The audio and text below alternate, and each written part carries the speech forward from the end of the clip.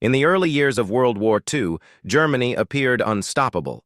Its armies moved with speed no one had seen before. Its officers believed they had rewritten the rules of warfare. And its soldiers were told they were part of the most efficient military machine in history. But behind the victories, behind the parades and propaganda, something was already breaking.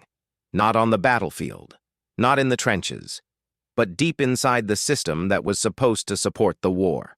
And by the time German commanders realized what was happening, there was no way back. Germany did not lose the war in a single battle. It lost it slowly, through overconfidence, logistical collapse, and decisions made far away from reality. By 1941, the German Reich controlled most of Europe. Poland had fallen in weeks. France collapsed in just over a month. The Low Countries were occupied almost overnight. From the outside, the German war machine looked perfect, but its success was built on one dangerous assumption, that every war would be short. Germany had prepared for fast campaigns, not long conflicts. There was no serious planning for extended supply lines, prolonged resistance, or global warfare. The victories hid the truth. Germany was already overstretched. Contrary to popular belief, the German military was not fully mechanized. More than 70% of its logistics relied on horses. Fuel was scarce. Spare parts were limited. Ammunition deliveries were inconsistent. German tanks were powerful, but useless without fuel. Artillery was deadly, but silent without shells. As German forces advanced, their supply lines grew longer and weaker. Railways across Europe used different track gauges, forcing constant delays. Captured equipment required unfamiliar maintenance. Factories struggled to keep up with demand. The war machine looked strong, but it was fragile. And then came the decision that sealed Germany's fate. In June 1941, Germany launched Operation Barbarossa, the invasion of the Soviet Union. It was the largest invasion in human history. Over 3 million soldiers crossed the border. The plan assumed the Soviet Union would collapse in weeks. German leadership believed the Red Army was incompetent, poorly trained, and fragile. They were wrong. At first, the invasion seemed successful. Entire Soviet units were encircled. Cities fell rapidly. Prisoners were taken by the hundreds of thousands. But again, speed hid reality. German troops advanced faster than their supplies. Fuel ran out. Food deliveries failed. Winter equipment was never issued because German planners did not expect the war to last that long. As autumn turned to winter, temperatures dropped below freezing.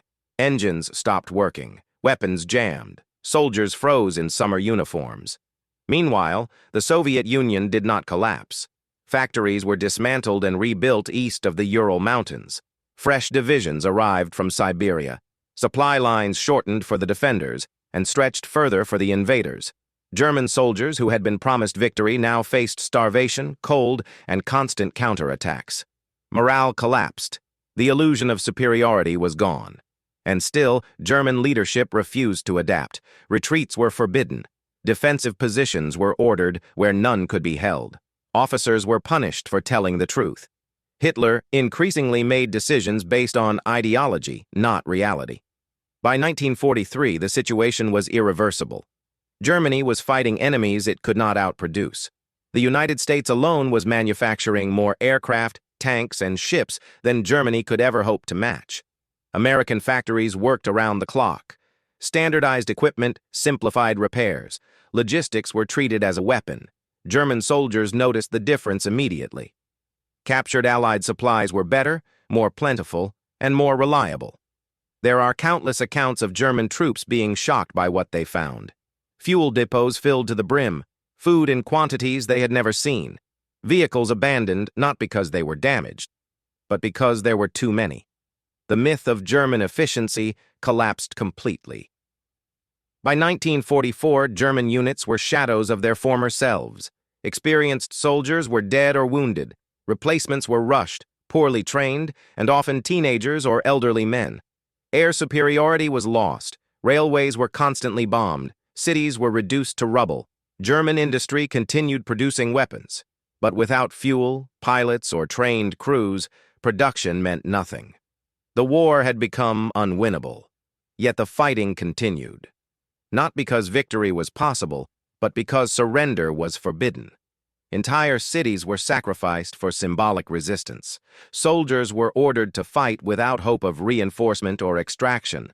By the time Allied forces crossed into Germany itself, the outcome was obvious. The once feared war machine was broken. As the war dragged on, the German situation grew worse by the month. What made the collapse even more brutal was how predictable it was. German generals warned repeatedly that the army was running out of fuel, that tank divisions were operating at a fraction of their strength, that entire units existed only on paper. These warnings were ignored. Reality was no longer welcome in German high command. Hitler believed willpower could replace resources, that loyalty could replace logistics, that fear could replace strategy. Orders became disconnected from the battlefield. Entire divisions were commanded to hold positions without ammunition. Pilots were sent into combat with barely enough fuel to land. Tank crews were ordered to counterattack with vehicles that could not even reach the front. By late 1943, German soldiers knew the truth. The war was lost. Letters from the front changed tone.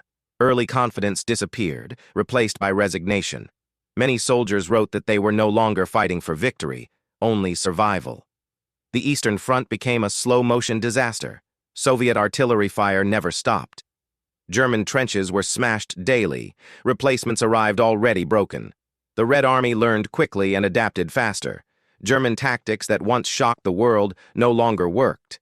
Encirclements now trapped German units instead. Entire armies vanished. At Stalingrad, over 300,000 German and Axis troops were surrounded. They were promised relief. They were promised supplies by air. They were promised rescue. None of it came. Planes lacked fuel. Airfields were destroyed. The winter destroyed everything else. Starvation spread. Men ate horses, then dogs, then nothing. By the time surrender came, most were already dead.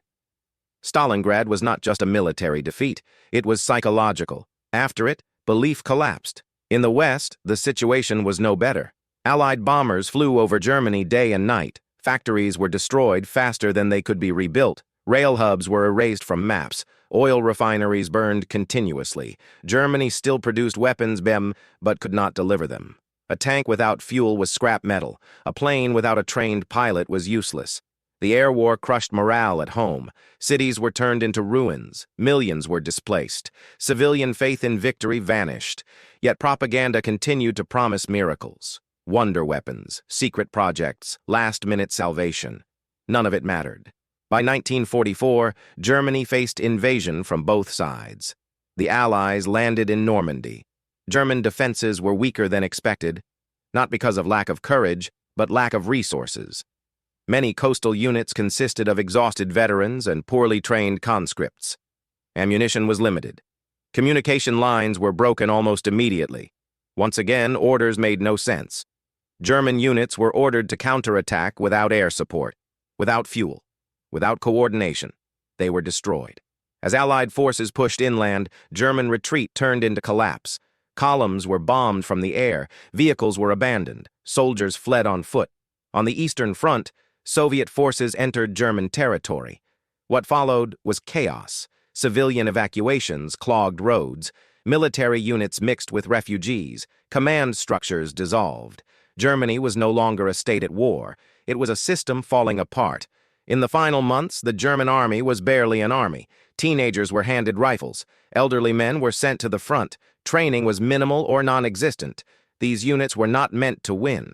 They were meant to delay the inevitable.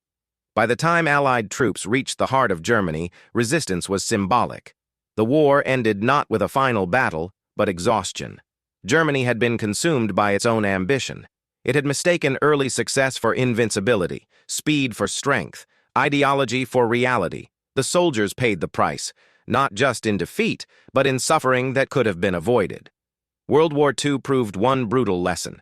No army, no matter how feared, can survive arrogance. And when Germany finally realized this, there was nothing left to save. If you stayed until the end, you already know this story was not about victory. It was about consequences. If this video helped you understand what really destroyed the German war effort, leave a like. It helps this channel reach more people who care about real history. Write in the comments what part of this collapse surprised you the most. Was it logistics, leadership, or the moment when defeat became inevitable.